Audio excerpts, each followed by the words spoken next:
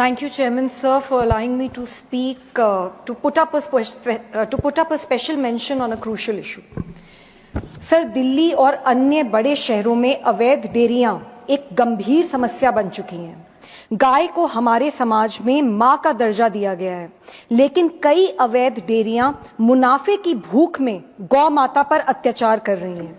दूध निकालने के बाद इन गाय और भैंसों को दिन भर सड़कों पर छोड़ दिया जाता है।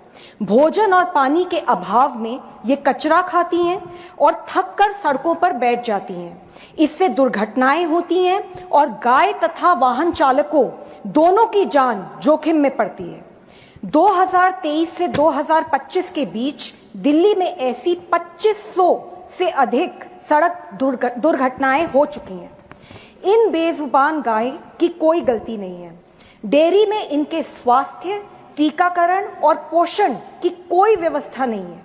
बीमारियां, चोटें और संक्रमण आम हैं। दूध निकालने के बाद इन्हें बेसहारा छोड़ दिया जाता है। दिल्ली में सैकड़ों अवैध डेयरियां बिना लाइसेंस और नियंत्रण के चल रही हैं।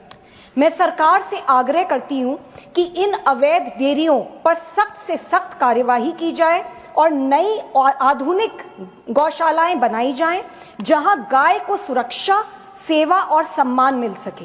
यदि हम ये कर पाए तो गाय और आम जनता Thank you, Chairman Sir, for allowing me to speak, to put up a special mention on a crucial issue. Sir, Delhi और अन्य बड़े शहरों में अवैध डेयरियां एक गंभीर समस्या बन चुकी हैं। गाय को हमारे समाज में मां का दर्जा दिया गया है, लेकिन कई अवैध डेयरियां मुनाफे की भूख में गौ माता पर अत्याचार कर रही हैं। दूध निकालने के बाद इन गाय और भैंसों को दिन भर सड़कों पर छोड़ दिया जाता है। भोजन और पानी के अभाव में ये कचरा खाती हैं और थक कर सड़कों पर बैठ जाती हैं। इससे दुर्घटनाएं होती हैं और गाय तथा वाहन चालकों दोनों की जान जोखिम में पड़ती है। 2023 से 2025 के बीच दिल्ली में ऐसी 2500 से अधिक सड़क दुर्घटनाएं हो चुकी हैं। इन बेजुबान गाय की कोई गलती नहीं है। डेयरी में इनके स्वास्थ्य, टीकाकरण और पोषण की कोई व्यवस्था नहीं है। बीमारियां, चोटें और संक्रमण आम हैं। दूध निकालने के बाद इन्हें बेसहारा छोड़ दिया जाता है। दिल्ली में सैकड़ों अवैध डेयरियां बिना लाइसेंस और नियंत्रण के चल रही हैं।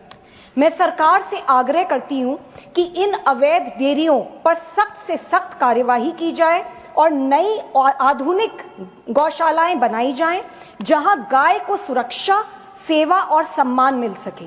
यदि हम ये कर पाए तो गाय और आम जनता